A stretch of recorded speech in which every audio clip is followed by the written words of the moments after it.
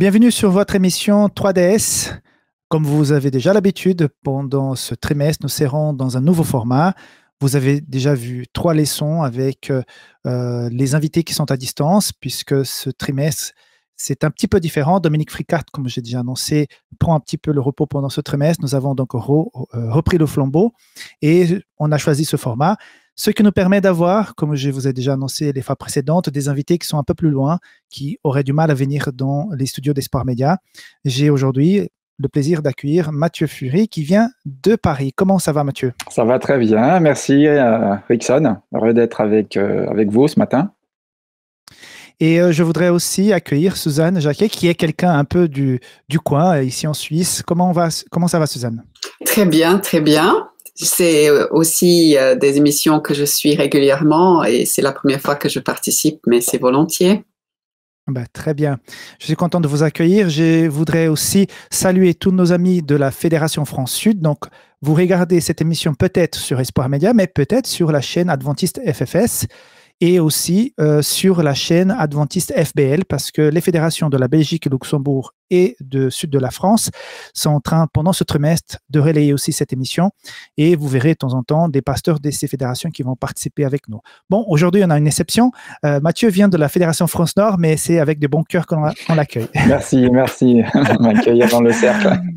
Exactement. Bon, j'ai eu le plaisir de travailler dans cette fédération, donc c'est avec plaisir qu'on t'accueille. Si vous êtes prêts, on va commencer. C'est bon? C'est bon. Oui. On y va.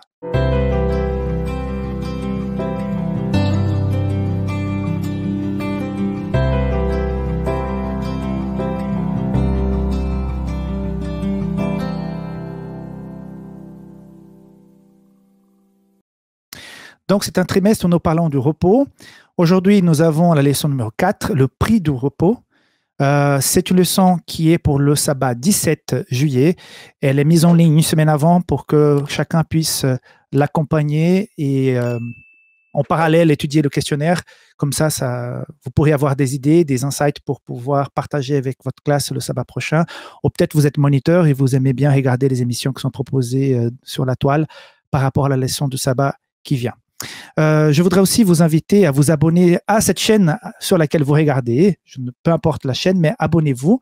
Et puis, vous pouvez aussi aimer ce contenu pour que YouTube puisse le proposer à d'autres personnes. Voilà, les amis, une leçon qui se base sur 2 Samuel chapitre 11 et 12, une histoire assez connue, l'histoire de David. Pas la plus glorieuse parce que là, il est déjà roi, il est bien installé, il n'y a plus Saül qui le persécutait. Donc, voilà, quelqu'un qui s'est vraiment battu et que finalement prend un petit peu de repos. Mais voilà, quand il est au repos, les choses se compliquent. Mais avant de commencer cette histoire, je voudrais juste vous poser une question. Il y a un dicton qui dit que l'occasion fait le larron. Je ne sais pas si vous y croyez, mais souvent, c'est le cas quand on est dans des circonstances où on peut profiter de quelque chose comme ça, qu'on ne s'y attendait pas. Souvent, la tentation, elle est forte de pouvoir saisir l'occasion. Est-ce que vous êtes d'accord avec ce dicton ou bien, pire encore, est-ce que vous avez déjà vécu ça et vous avez fait quoi? Donc, je ne sais pas qui a envie de commencer. Peut-être toi, Mathieu, qu'est-ce que tu en penses? Oui, l'occasion fait le larron. Alors, je vais vous raconter une histoire de feu rouge. Ah, Oui, qui a marqué ma conscience jusqu'à ce jour. Je m'en souviens fort bien d'ailleurs, hein. Je venais d'être nommé stagiaire auprès du pasteur de l'église de Nantes. En ce temps-là, c'était en 1998. Alors, pour ceux qui le connaissent, il s'agit de Rémi Ballet, donc qui travaille dans le ministère Il est écrit aujourd'hui au Québec. Et donc, c'était ma première semaine et j'étais pressé, je découvrais la ville de Nantes et bien sûr, pour aller un peu plus vite, à un moment donné, j'ai vraiment grillé 2 feux rouges l'un après l'autre. Ah, Alors, je connaissais très mal la ville. Deux d'un coup. Pas un seul, mais 2 d'un coup, hein, voilà. Voilà, l'occasion a fait le larron, donc je me suis dit, voilà, il faut que j'avance. J'étais très pressé et puis, manque de bol, c'est le cas de le dire, je me fais arrêter tout de suite par un motard. hein, donc en bleu, avec voilà, l'uniforme bleu et blanc. La police. Ah bon, monsieur, qu'est-ce que vous avez fait là? Ah, je suis désolé, bon, voilà, je connais pas bien la ville, j'étais pressé, bref. C'est la première fois que je franchissais ce carrefour, mais peu importe. Il me dit, écoutez, je vais être clément, je vous verbalise pour un feu rouge. Wow. Je vous verbalise pour un feu rouge. L'histoire ne s'arrête pas là, donc j'étais quand même un petit peu soulagé parce que je crois que les 2 feux rouges m'auraient coûté cher. Mais c'est que j'en ai parlé au pasteur Rémi Ballet. Et puis le sabbat d'après, Non. j'étais à l'église Non. et il s'en est servi pour illustrer le message. Non. Il s'en est servi pour illustrer son message, pour montrer les conséquences du péché. Aïe, aïe, aïe, aïe. Ah là là. Sur le dos du stagiaire. Et moi, j'arrivais dans l'église, j'étais tout nouveau. Et la première chose que les membres ont su sur moi, c'est que j'avais grillé 2 feux rouges. Voilà. Donc, je n'ai jamais oublié cet épisode. Et l'occasion a fait le larron, mais le larron, il a été pris sur le fait. Et puis, on lui a rappelé son forfait aussi quelques jours plus tard. Très bien. Bon, je vais dire ça à Rémi parce qu'il sera bientôt aussi invité pour animer une émission. Oui, ouais. Je vais lui dire que tu es encore sous le traumatisme. Je vais lui demander comment il fait pour gérer les traumatismes des gens. Suzanne, et toi? Alors moi, ça... aussi des feux rouges? Non, en fait, pas à ma connaissance. Hein. Ça remonte assez loin, ça remonte à l'école. J'étais dans notre école adventiste à Stanborough Park, près de Londres, qui était une assez grande école avec un très beau parc autour. Et moi, j'habitais pas loin. J'avais un matin un rendez-vous de médecin, ce qui arrivait rarement. Et justement, je me suis dit, après le rendez-vous de médecin, je vais profiter pour revenir à l'école de la manière la plus longue possible, en me promenant à travers le parc, notamment vers des terrains de sport où des garçons faisaient du foot. J'étais au courant des classes, des autres classes, donc pour vraiment retarder le moment de revenir en classe d'une part, et d'autre part pour voir ces garçons. Et bon, ben voilà, je suis arrivée en classe et puis j'ai dit, excusez-moi, j'avais un rendez-vous de médecin. Mais le prof, il avait une femme qui travaillait à la Voie de l'Espérance qui était aussi sur le campus.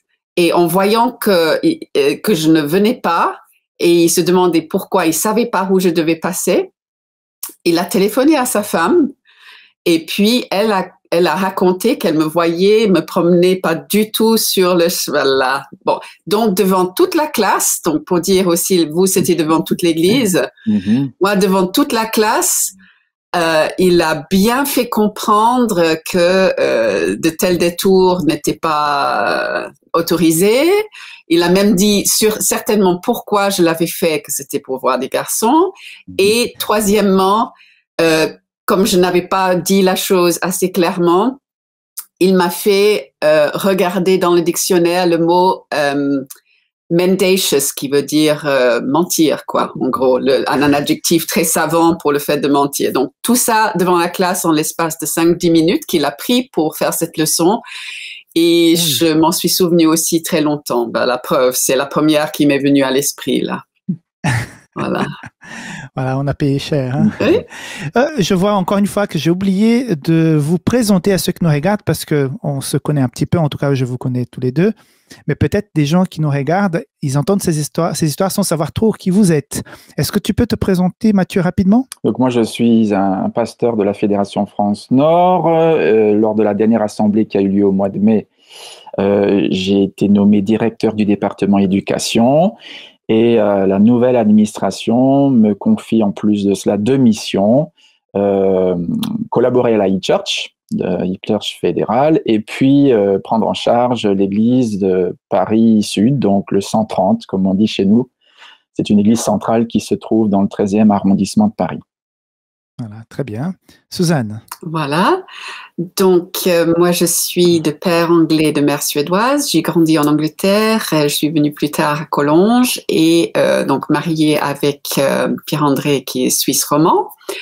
Je suis traductrice. Je travaille à la maison depuis la naissance de mon premier fils il y a 30 et quelques années. et je fais partie de l'équipe des anciens de l'église de la Linière à Gland. Très bien. Voilà. Comme ça, les gens vont vous connaître davantage. Suzanne a présenté sa famille. Je rajouterai rapidement que je suis marié, j'ai 6 enfants. Voilà, et je les salue au passage. Très bien. C'est un papa de courage, 6 enfants. Oui. Voilà. Pourquoi on racontait ces histoires où, l'occasion fait le larron? C'est parce que, justement, notre récit de base aujourd'hui, c'est 2 Samuel 11 et 12, où David, qui était censé de se reposer, il regarde par sa véranda, je suppose, sa fenêtre, et puis il voit une femme, vous connaissez très bien l'histoire, une femme qui se baigne, et voilà, il fait venir cette femme dans son palais, dans sa chambre, il va coucher avec cette femme, elle va tomber enceinte, et pour pouvoir peut-être camoufler cette situation, il va faire revenir son mari qui décide de ne pas rentrer chez lui parce qu'il pense à ses collègues qui sont dans les champs en train de se battre, il ne pouvait pas faire ça. Et finalement, il y a un plan sordide, vraiment, il n'y a pas d'autre mot, où David fait une lettre, où Uri porte lui-même cette lettre pour le commandant en chef, qui le fait un peu aller devant la guerre, le peloton, et puis le laisse tout seul pour qu'il soit tué par les ennemis. Donc, plus tard, David va prendre cette femme comme Bathsheba comme sa femme. Donc, voilà un résumé très rapide d'une histoire que vous connaissez tous. Si jamais quelqu'un ne la connaît pas, je vous invite à lire donc 2 Samuel 11 et 12. Alors, Suzanne, je voudrais commencer avec toi, puisque tu es la femme de l'équipe ici aujourd'hui. On parle beaucoup de David parce que ce qu'il a fait, c'est vraiment quelque chose qui nous surprend. J'ai vécu ma conversion tard, pas tard, mais à 18 ans, donc je ne suis pas né dans l'église. Et quand j'ai lu cette histoire, quand j'ai compris cette histoire-là pour la première fois, j'étais choqué de dire, mais pourquoi Dieu a permis que cette histoire apparaisse dans la Bible? C'est trop moche, quoi. Mais en fin de compte, elle est très importante parce qu'elle est pleine d'enseignements. Par rapport à Bathsheba, parce qu'on accuse beaucoup David, est-ce qu'elle est aussi à quelque part coupable? Est-ce qu'elle aurait pu faire quelque chose pour éviter une situation pareille? Qu'est-ce que tu en penses? Alors, j'ai tenté de pas juste dire d'instinct non, elle n'y était pour rien, et puis voilà, défendre la cause féminine d'emblée. J'ai tenté de vraiment regarder un petit peu tout le débat qu'il y a eu à travers les âges, des théologiens et autres qui se sont pas mal exprimés là-dessus. Et puis, bien sûr que tout un temps, il y en avait pas mal pour dire peut-être qu'elle était provocante, peut-être qu'elle aurait pu dire non, enfin pour trouver non pas des excuses, mais au contraire des raisons dans son comportement de dire qu'elle était également coupable. Mais très honnêtement, le texte ne semble pas appuyer ceci. D'une part, on a la situation du palais qui était clairement, parce qu'on dit plein de fois que Uri devait descendre à sa maison depuis le palais. Enfin, donc on sait que la maison était bien en dessous. Donc la situation était telle. Ensuite, elle se baignait non seulement selon le rituel de purification qui était normal, mais elle se baignait dans la cour, ce qui était tout à fait normal, comme le faisaient beaucoup de gens de l'époque, donc la configuration des maisons. Donc d'abord, son attitude de se baigner était parfaitement normale.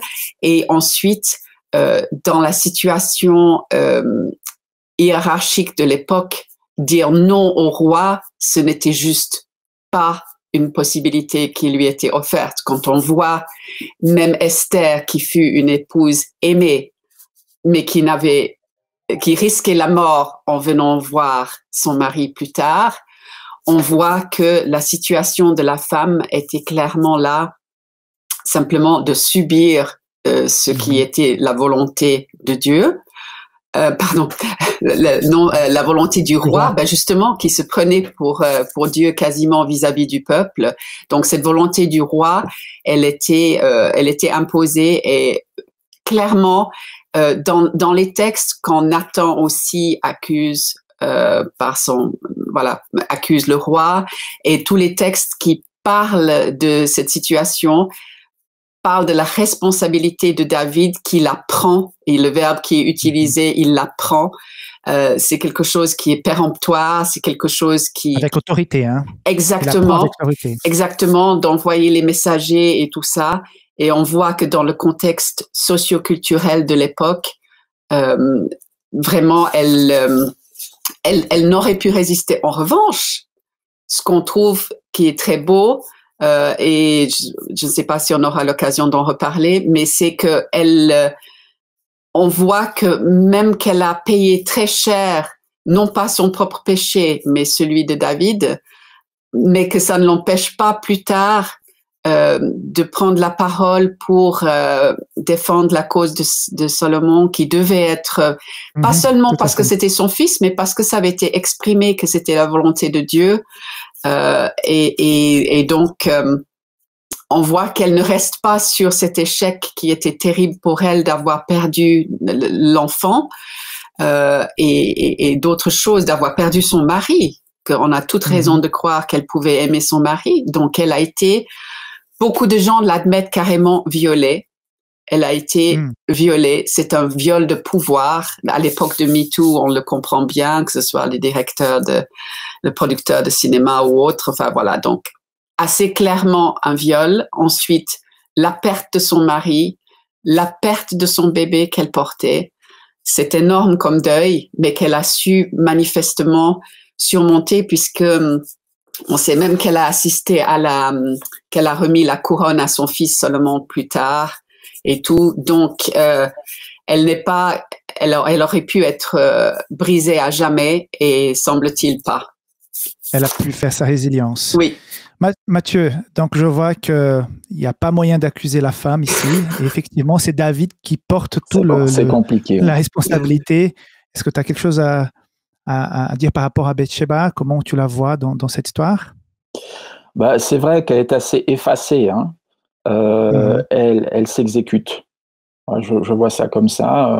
Bathsheba s'exécute, elle obéit à l'ordre du roi. Le roi la fait chercher le jour même, ou plus exactement le soir même, hein, d'après le récit, si j'ai bien compris. Il s'impose. Il s'impose. Bon, j'imagine qu'elle n'ignorait pas la présence du roi à proximité de sa demeure, mais je ne pense pas qu'elle cherchait à attirer son attention. Voilà. Parlons de la sexualité. On voit à plusieurs reprises dans la Bible des problèmes liés à la sexualité, et on voit aussi dans notre société aujourd'hui qui est très axée sur violence et sexualité.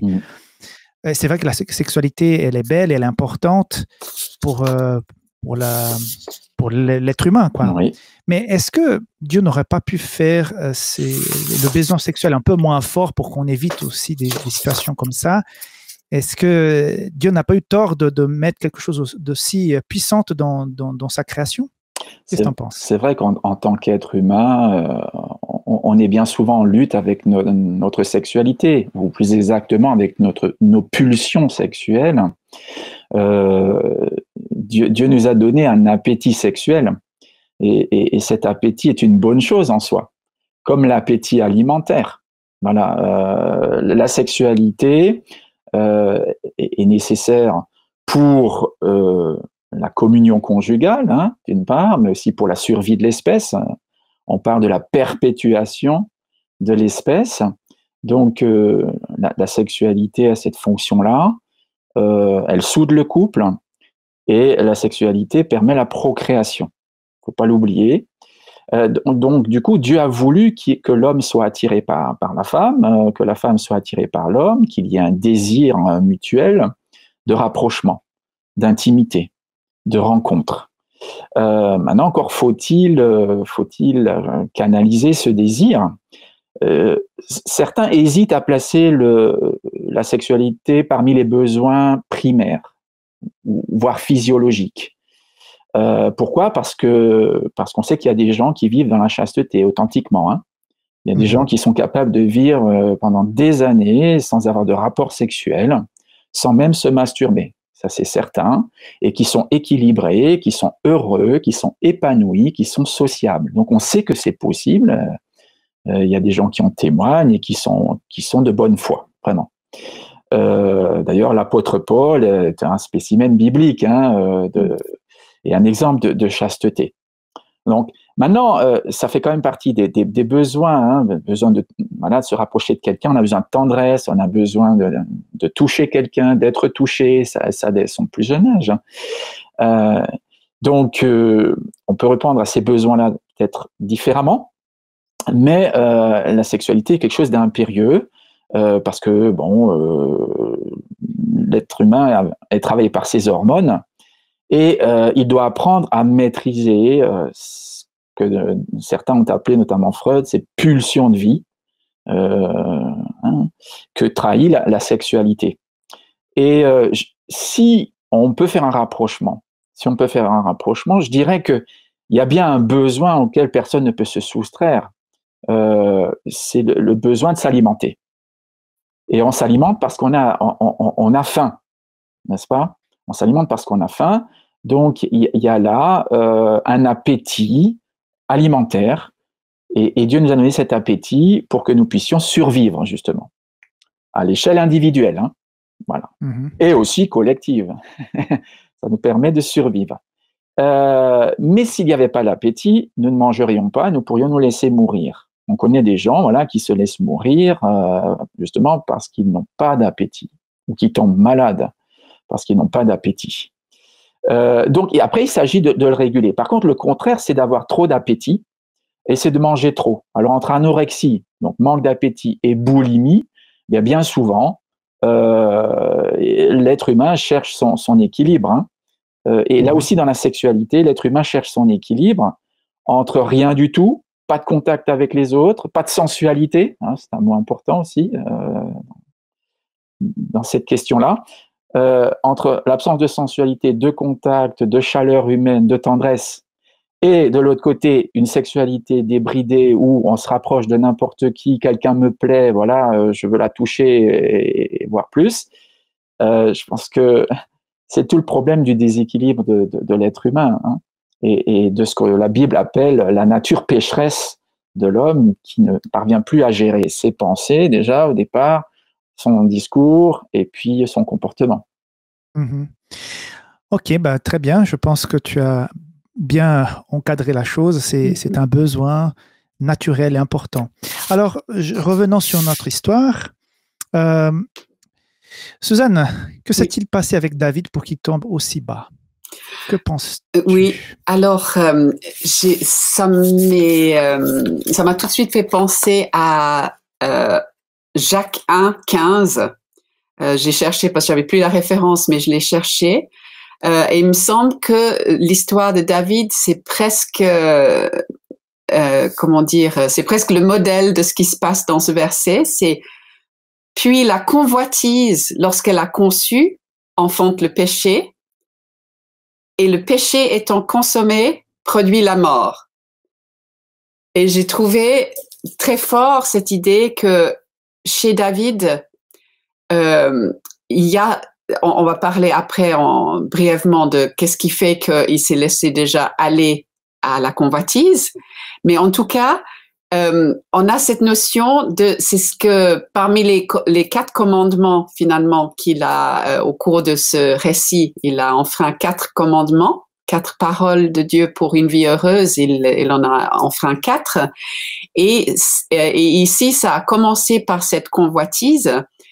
Et en fait, dans le verset déjà, quand il dit « lorsqu'elle a conçu », que la convoitise, lorsqu'elle a conçu, et c'est assez fou qu'en fait, là, littéralement, dans le cas de David, lorsque sa convoitise a mené à l'adultère, il y a eu un enfant qui a été conçu de cette convoitise-là, et puis, enfante le péché, et puis le péché étant consommé, produit la mort.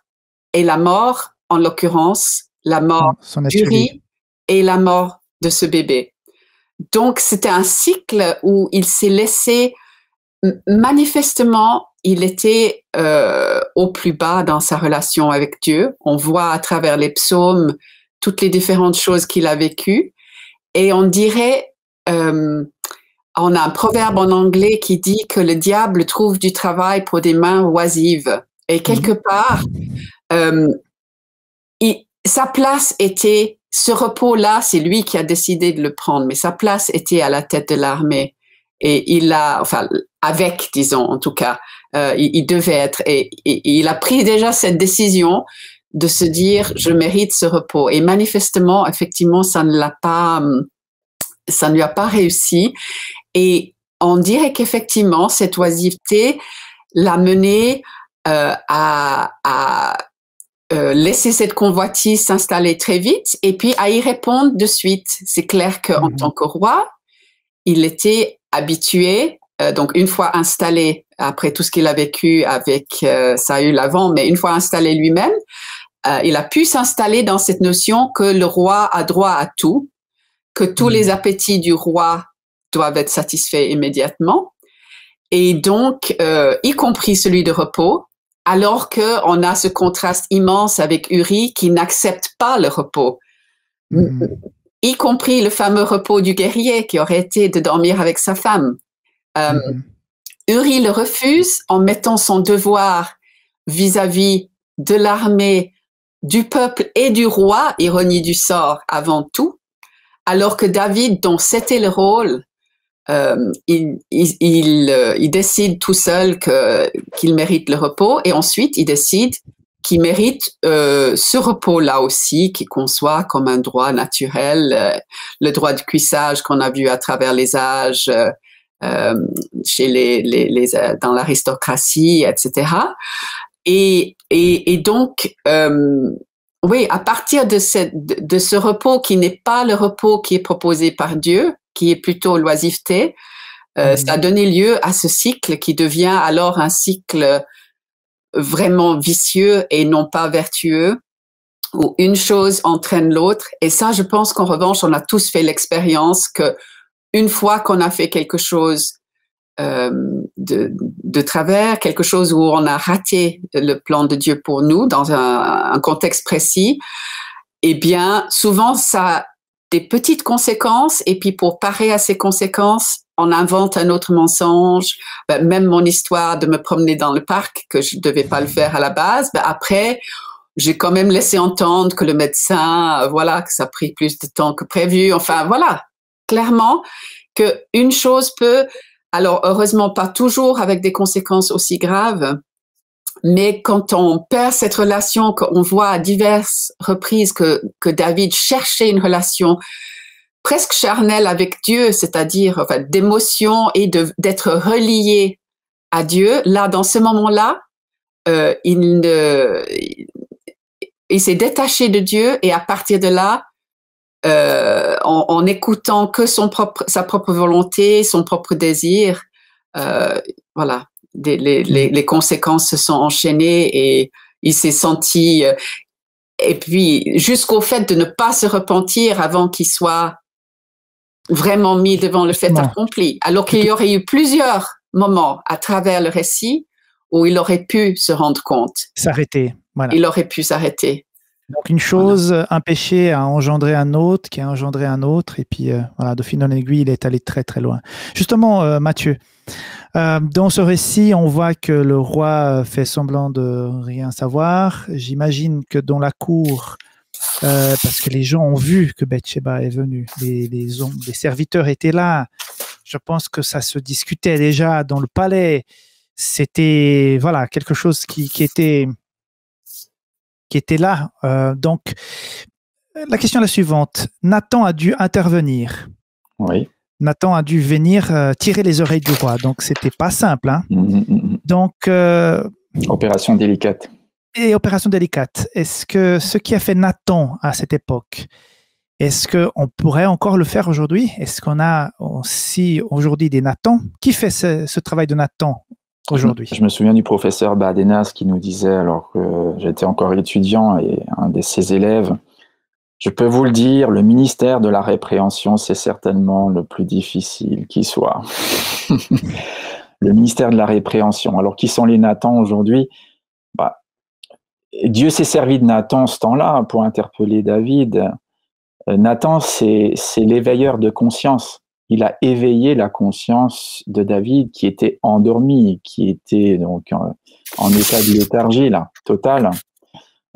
C'est comme s'il n'était pas conscient de ce qu'il faisait et des conséquences de ce meurtre commandité. Plus bien sûr le viol de la femme de la victime. Donc, je crois qu'aujourd'hui, le Seigneur a encore des moyens de nous interpeller. Alors, dans l'Église ou pas, il peut se servir de différentes personnes ou de différentes circonstances. Je ne veux pas être trop exhaustif, hein, mais je crois que le Seigneur peut nous interpeller à travers une prédication, à travers une méditation, à travers une lecture, à travers une rencontre, à travers des circonstances qui nous bousculent, qui remettent en question nos convictions, nos croyances, et qui nous ouvrent les yeux sur notre réalité. Tout simplement aussi par une petite voix qui devient de plus en plus forte. Alors, même si parfois cette voix, nous tentons de la faire taire, elle finit par crier à l'intérieur de nous aussi. Hein. Ouais. Donc, parce que j'ai déjà entendu parler des gens qui disaient quand il y a un péché, moi, il faut que je fasse le travail de Dieu, que je sois un éveilleur et que je puisse dire aux gens qu'ils sont dans le tort. Ouais.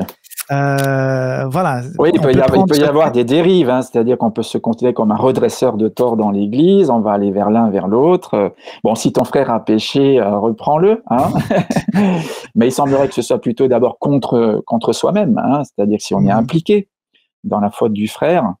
Bon, la démarche, elle est faite normalement avec bienveillance, hein, pour le salut de l'autre.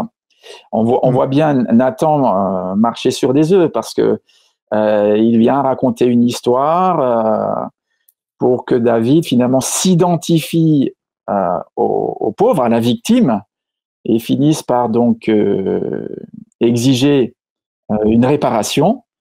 Et voilà que Nathan se retourne contre David en lui disant mais en fait c'est toi qui a causé une injustice et c'est toi qui as volé à ce pauvre homme sa seule brebis. Mais ce qu'il n'a pas dit dans la parabole, c'est qu'en plus il l'a tué. Donc il est en deçà, enfin, du mal que David a fait. Il en dit moins, mais ça suffit. Ça suffit pour que David, à un moment donné, fasse tomber toutes ses défenses. Il va avec beaucoup de tact, en fait. Il a du tact, hein, parce que bon, c'est vrai, on ne sait pas sur quel ton il a dit, cet homme-là, c'est toi. Alors, on peut supposer qu'il l'a dit calmement, voilà, sans agressivité, ça suffisait. Je pense que ça suffisait parce que David était à ce moment-là, il était dans l'émotion, hein. Oui, il était énervé. Le gars qui a fait ça, ouais. Voilà, il était vraiment énervé et là, il saisit cet instant un petit peu dramatique, hein, où David bout à l'intérieur de lui-même et là, paf, il fait éclater le ballon. C'est comme c'est un ballon qui a gonflé. Hein. C'est les émotions de David qui sont là et puis là, il utilise une petite aiguille et paf, le ballon saute et il redescend. Ouais. Et on voit par la réaction de David qu'il a accepté, il a compris. Alors ça, c'est incroyable. Et que ça, c'est toute la beauté de ce récit, hein, de la réaction de David. C'est vrai que le péché est abominable, mais la façon comme il réagit, c'est d'une beauté. Bon, on va en parler davantage. Alors, Suzanne, oui. Quand on a des personnes qui sont impliquées dans des situations comme ça, comment doit-on les traiter? Est-ce qu'il faut tout de suite parler de radiation? Il faut aller dire cruellement ce qui ne va pas? Est-ce qu'il faut l'accompagner pour qu'elle se rende compte elle-même? Comment aborder des personnes qui, on voit, qui prennent un chemin un peu de travers? Alors, je sais que tu n'es pas pasteur, hein, non, je sais justement, que tu es c'est très complexe et ça tient. C'est très complexe comme question, hein, je suis désolée. Et voilà. ça tient aussi au rôle de chacun, effectivement, au sein de l'Église. Et en tout cas, en tant que membre, j'ai trouvé un ou deux commentaires assez intéressants à ce sujet où quelqu'un disait si nous avons de telles discussions, c'est souvent parce qu'on a l'impression voilà, que c'est nos attitudes polluées par le péché qui nous font penser que de pointer le problème chez l'autre diminuera notre propre responsabilité pour nos propres péchés. Et très souvent, quand même, non seulement on remarque davantage les défauts et les péchés chez les autres qui sont les nôtres, où on a nous-mêmes les tendances à certaines choses et ça va nous choquer d'autant plus chez l'autre et on va vouloir, c'est pas pour rien que Jésus a parlé de la paille, de la poutre et tout ça. Et j'ai bien aimé que j'ai vu à un moment donné où, quand il est question de discipline d'église, parce que c'est quelque part de ça qu'on parle, que dans discipline d'église, il y a disciple. Mhm. Et disciple, c'est un disciple, c'est un adepte. Donc, si on veut que les gens deviennent adeptes de la voie que Jésus nous montre, c'est pas avec la punition, avec la condamnation qu'on va réussir à ce qu'ils deviennent disciples, vraiment adeptes, à ce qu'ils reviennent vers la voie du disciple. Donc, moi, je pense, personnellement, en ayant lu différents textes et quand on voit ce que Jésus a fait par rapport à la femme adultère, par rapport à ce qu'il a fait avec la Samaritaine, où clairement aussi il y avait énormément de tact, alors que lui, il était en droit absolu de pointer le péché de l'autre. Déjà, lui, il a utilisé, alors à combien plus forte raison on devrait plutôt être dans la position quand Jésus écrivait dans le sable, quand la femme était prise dans l'adultère et que les autres apparemment auraient vu leur propre péché, on devrait plutôt dire qui suis-je moi pour pointer le péché de quelqu'un d'autre. En revanche, si nous sommes des vrais disciples, si nous devenons adeptes de la voie du Christ, non seulement ça va influencer notre propre façon de se comporter face aux tentations, face aux convoitises, face à tout ce à quoi on est confronté nous, mais aussi que Dieu nous donnera le tact si la personne, parce qu'il arrive que des gens sont en demande presque, nous disent « qu'est-ce que tu en penses ?» Et là, c'est tout autre chose. Si quelqu'un est en demande et parle d'une situation et dire « qu'est-ce que tu en penses ?» Pouvoir, avec la prière et en demandant à l'Esprit de parler de la voie royale de Dieu, de qu'est-ce qu'il veut pour nos vies et essayer de faire demander aux personnes si elles-mêmes, elles pensent que c'est ce que Dieu veut pour sa vie, etc. Mais ça doit, à mon avis, surtout quand on est simple membre, venir de la personne elle-même qui demande de l'aide, qui demande du conseil, qui veut une réaction. Parce que des réactions spontanées, de pointer ce qui ne va pas chez l'autre, en général, nos motifs, nos mobiles sont trop mélangés et on arrive à des choses qui font plus de mal, qui éloignent, qui repoussent, plutôt que de rassembler et de ramener vers cette notion d'être disciple, d'être adepte. Tu utilises la situation où la personne est en demande parce qu'elle n'a pas de repère et peut-être elle demande à des gens qui ils ont confiance de pouvoir donner leur avis par rapport à ce ouais. Alors, je te dis que parfois, quand on est pasteur, c'est un peu plus délicat parce que parfois, on constate quelque chose. Je prends un petit exemple. Il y a peut-être 4 ans de cela, j'ai discuté avec quelqu'un et avec beaucoup de tact, je lui ai expliqué, écoute, voici les plans que Dieu a pour nous, voici le chemin, l'idéal, et voici que ta réalité est un petit peu loin de ce chemin. Donc, avec beaucoup de tact, j'ai juste effleuré la question, disons, il faut comparer les choix que tu as fait maintenant, s'ils sont en harmonie avec ça. Ça fait peut-être 3-4 ans, cette personne a vécu dernièrement un changement profond dans sa vie. Et elle s'est beaucoup rapprochée de Dieu. Et cette situation qu'elle vivait il y a 3-4 ans, ça s'est arrêté. Et puis, elle est venue me remercier. Elle m'a dit, tu étais le seul qui est venu me parler de ça. Et en fait, ça m'a travaillé dans l'esprit. Et c'était plusieurs années après. C'était pas sur le champ, il faut que tu arrêtes avec ça. Autrement, c'est un parcours qu'elle a fait. Mais voilà, je te dis que c'est très délicat d'aller aborder quelqu'un et lui dire, écoute, voici l'idéal de Dieu et voici la réalité. Est-ce que tu peux pas voir qu'il y a peut-être un décalage? C'est très délicat, mais c'est important d'être aussi à quelque part un Nathan. Mais Nathan a été plein de tact. Il a été inspiré par Dieu, envoyé par Dieu. Et il ne faut pas confondre ça avec l'envie parfois qu'on a d'être justicier et commencer à faire justice, mais quand on fait avec nos propres mains, ça peut parfois pas marcher. Je peux me permettre une illustration. Une personne qui se retrouve dans une telle situation, en fait, c'est une personne blessée. Et je dirais, donc justement, lui faire remarquer qu'elle a besoin de guérison. C'est comme appliquer un baume sur une plaie, vous savez, voilà, une plaie vive. Donc, il faut y aller avec beaucoup de douceur, sans pression. Hein, sans pression. Voilà, je sais qu'il y a quelques jours, j'avais une plaie au niveau du pouce ici. Donc, ma peau était arrachée. Et pour que ça cicatrise, il a fallu mettre régulièrement une crème cicatrisante et un pansement. Et si vous mettez à appuyer sur la plaie, vous faites crier la personne. Hein. Voilà, c'est extrêmement douloureux. C'est pareil quand on vient faire une remarque à quelqu'un. Il y a une manière justement d'aborder la personne, montrer qu'on veut son bien, la faire réfléchir, simplement éveiller sa conscience avec douceur, comme on réveillerait quelqu'un au petit matin. Voilà, c'est vraiment ça. Pour moi, l'image, c'est mettre quelque chose sur la plaie. Et si vous appuyez avec un doigt, voilà, c'est sûr que la personne va bondir et après elle va vous dire tu m'as fait mal et puis elle va se retourner, risque de se retourner contre vous et vous dire mais bon de quoi tu te mêles et ainsi de suite. Hein. Ouais. Ça me fait penser à ce verset de Paul qui dit si vous avez surpris quelqu'un en faute, eh bien redressez cette personne dans un esprit de douceur. Très beau. Bravo, merci pour ce verset.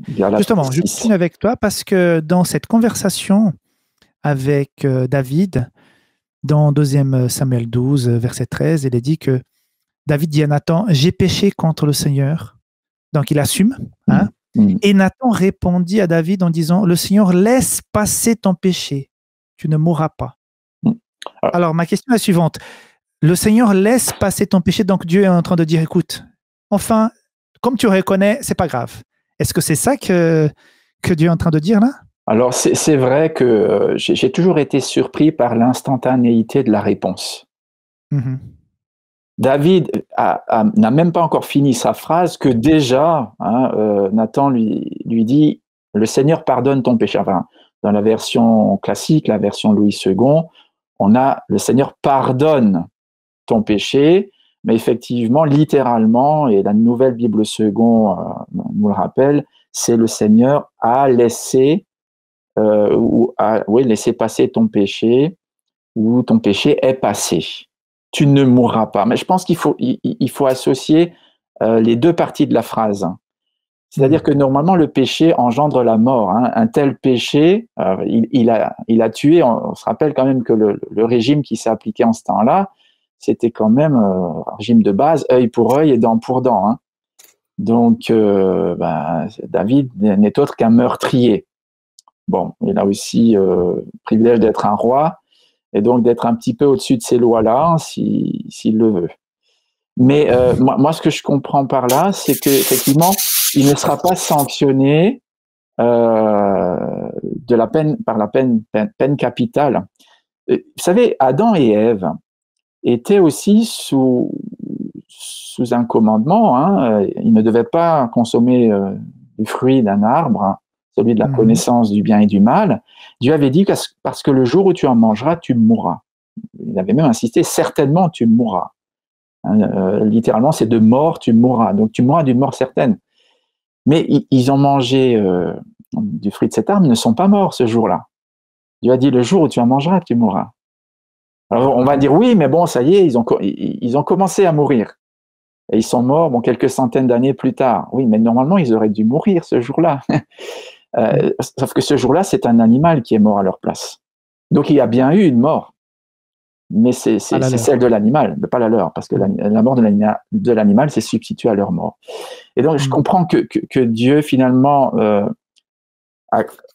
accepte dès ce moment-là le repentir de David, à travers la parole de Nathan, et en disant, bon, je laisse passer ton péché, autrement dit, on sait bien qu'on n'est pas condamné selon nos fautes, selon nos péchés, mais selon la bonté, enfin, quand on est pardonné, on l'est selon la grande miséricorde de Dieu, que c'est son désir, en fait. Le désir de Dieu, ce n'est pas de condamner l'homme. Je pense à un verset qui doit se trouver dans le livre d'Ézéchiel au chapitre 33, verset 11. Oui, c'est ça, Ézéchiel 33, 11. Oui. C'est Dieu qui dit, je ne veux pas la mort du pécheur, moi. Je ne veux pas la mort du pécheur. Ce que je désire, c'est qu'il se détourne de son péché. Et donc, il voit là David se détourner de son péché et il lui dit, mais tu ne mourras pas. Et non seulement tu ne mourras pas aujourd'hui, parce que Dieu aurait pu le frapper d'une mort soudaine. De la vie de David, on a vu des choses dans la vie de David. Dieu aurait pu le frapper d'une mort soudaine, il ne le fait pas. Et Dieu ne le frappe pas aussi de cette mort dont parle la Bible, qui est la seconde mort, enfin la mort éternelle, la mort liée au jugement de Dieu. Pourquoi? Parce qu'il y a un rédempteur. Et David attend en tout cas que par ce rédempteur, eh bien, il soit lui aussi sauvé. Très bien, merci beaucoup. Suzanne, on voit que les conséquences sont assez importantes après cette prise de conscience. Quelque part, la condamnation vient de David lui-même quand il répond à Nathan qu'il va payer 4 fois. On voit que ça ne tarde pas à lui tomber dessus, puisque le bébé il va mourir. Il va avoir plein de soucis avec ses enfants, surtout avec Absalom qui va se révolter contre son propre père en essayant de faire un coup d'État. Et puis David doit fuir, laisser le palais. Absalom va prendre ses concubines. Donc c'est une situation horrible. Et plus tard, Absalom va mourir. Donc c'est vrai qu'il y a le pardon, la reconnaissance de David tout de suite, le pardon de Dieu par ce verset que Mathieu vient d'expliquer. Mais est-ce qu'à quelque part, les conséquences ne sont pas trop lourdes? Est-ce que Dieu n'aurait pas pu avoir la main un peu moins lourde sur David? Alors, il semblerait justement que, tout comme l'attitude de Dieu qu'on vient d'évoquer avec David, donc de lui pardonner, de comprendre qu'il était en état sincère de repentir, soit vraiment quelque chose d'exemple pour nous de comprendre à quel point, quels que soient les péchés qu'on commet, Dieu est prêt à les pardonner. En revanche, nous vivons dans un monde régi par des lois naturelles. Et ces lois naturelles s'appliquent aux choses physiques, mais aussi aux relations. Et les conséquences de ces actes peuvent, pour la plupart, en tout cas par rapport à ses propres enfants, être vraiment clairement, simplement les lois qui... les lois naturelles qui suivent leur cours. Et Dieu permet aussi pour qu'on comprenne que son pardon et la promesse d'une vie éternelle n'enlève pas les conséquences ici sur terre.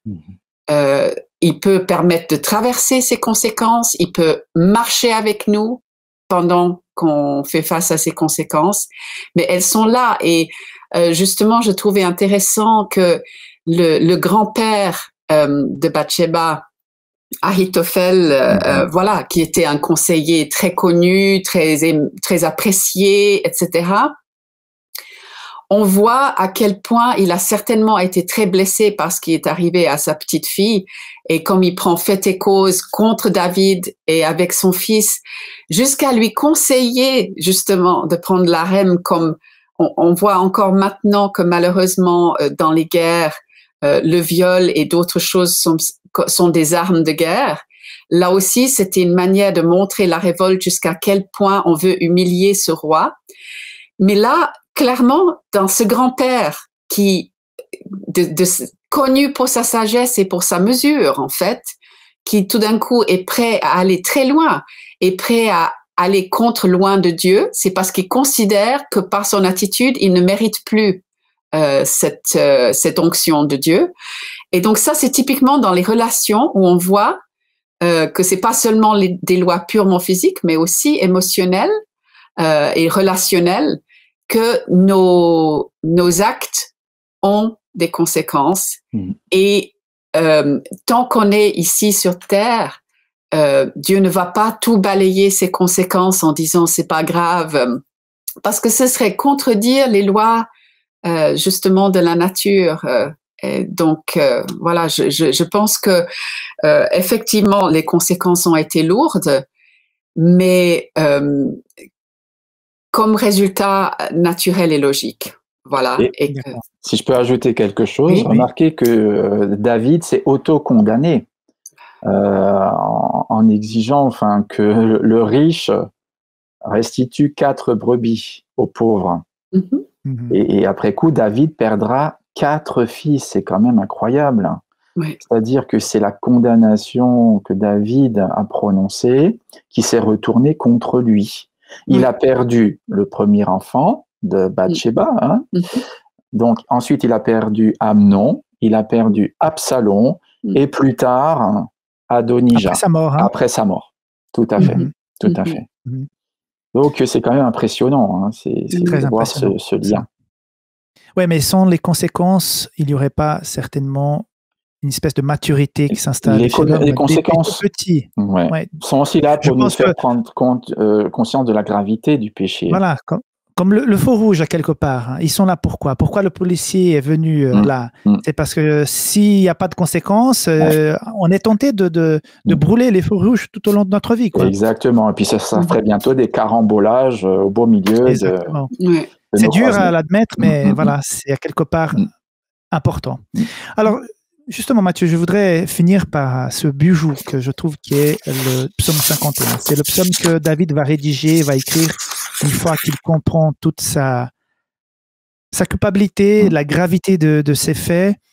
Je pense, pour moi, ce psaume m'a déjà énormément aidé. Quand j'ai vu que ma conversion, c'est un psaume qui m'aide à voir que malgré tout, Dieu renouvelle les choses. Je pense que des milliers, voire des millions de personnes ont été réconfortées par ce psaume. Pourquoi il est si beau, si important? Oui, c'est vrai que c'est un psaume déchirant. On se plaît à le lire et à le relire parce que on découvre là déjà l'humanité de cet homme qu'on a tendance à placer sur un piédestal. Donc, il y a chez lui une grande humanité. On découvre sa souffrance. Hein. On le voit vulnérable, atteint en son fort intérieur par le sentiment d'avoir vraiment déshonoré Dieu. Il dit « j'ai vraiment mal agi » et il ne cesse de répéter. Hein, et il manque de mots pour dire « j'ai transgressé ta loi, j'ai péché, j'ai commis ce qui est vraiment mal à tes yeux ». C'est un homme qui s'humilie. Hein. Il est vraiment à terre, il s'humilie et n'oublions pas que ce psaume a été divulgué, il a été rendu public. Alors c'est vrai qu'il a commis des péchés publics, donc en même temps, il est aussi prêt à reconnaître publiquement tout le mal dont il a pu être l'auteur. Et donc, on se sent très proche de David parce que personne ne peut dire, voilà, ma conscience ne me reproche rien, je n'ai jamais franchi la ligne rouge, je n'ai jamais commis aucun mal. Et donc, on se dit, ben voilà, il a pris son courage à deux mains, il a confessé sa faute, il l'a dit à Dieu déjà dans la prière. Je crois que c'est un psaume qui nous invite à dire à Dieu tout simplement ce qui pèse sur notre cœur. Et c'est vrai, quand nous sentons coupables, nous sommes comme écrasés par un fardeau. Et là, on voit que David dépose ce fardeau-là qui est énorme. Hein. Imaginez, c'est quand même un roi. Hein.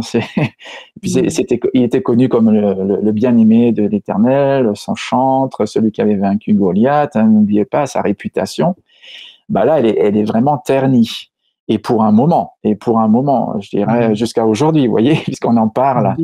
Et il finira à genoux, hein, il finira en pleurant la mort d'Absalom. Moi, c'est aussi un moment qui me fend le cœur quand je lis, je crois que c'est au chapitre 19, là, 2 Samuel 19, ce récit où le roi pleure sur son fils. Il est brisé, il s'en remet pas parce qu'il se rend bien compte que c'est à cause de lui que ce fils s'est révolté et que ce fils a bien tenté de le tuer. Jusqu'à que Joab arrive et ils disent mais lève-toi quand même parce que c'est trop là, c'est trop. Mais parce qu'on s'identifie en fait, on sent bien compte que nous aussi on a besoin de dire ça au Seigneur. Alors mes amis, un acte, une nuit avec Bathsheba. Et après toutes les décisions qui ont suivi pour pouvoir cacher, comme a dit Suzanne, et on voit le poids et la souffrance qui sont venus avec les conséquences. Et c'est vraiment incroyable cette histoire, mais qui est pleine d'enseignements. Mais comme nous avons dit tout à l'heure là, il y a quelqu'un qui est mort pour nous, qui nous pardonne, qui peut nous aider. Et si jamais quelqu'un qui nous écoute maintenant se sent un petit peu coupable par rapport à quelque chose qu'elle a fait dans le passé, quelque chose qui n'a pas encore été avoué, quelque chose qui est dur à porter, le message de cette leçon, c'est pour avoir la véritable paix, pas celle que David cherchait quand il était tout seul dans son palais pendant que les autres se battaient en guerre. La véritable paix, elle est en Jésus-Christ. Quand on confesse le péché, quand on va vers lui. Donc, on vous conseille de lire le psaume 51, de s'identifier avec les mots de David et que chacun puisse véritablement se repentir devant Dieu pour avoir ce repos que nous propose la leçon de ce trimestre. Donc, je voudrais vous remercier. Nous sommes à la fin de notre échange. C'était fort intéressant. Cette histoire, elle est très belle. On pourrait en dire plus. Mais voilà, pendant ces 50 minutes, nous avons pu aborder plusieurs sujets de cette histoire. Donc, merci de votre présence. Je voudrais vous rappeler que la semaine prochaine, nous serons à la leçon numéro 5, Venez à moi. Nous aurons aussi 2 autres invités qui vont nous accompagner pendant l'échange concernant cette leçon. À Suzanne et à Mathieu, je voudrais vous remercier. Que Dieu puisse bénir aussi vos vies, vos familles et toutes les activités. Et merci de votre engagement pour la mission et pour l'Église. Merci à toi. Merci. Au revoir. Merci. Au revoir. Bye bye.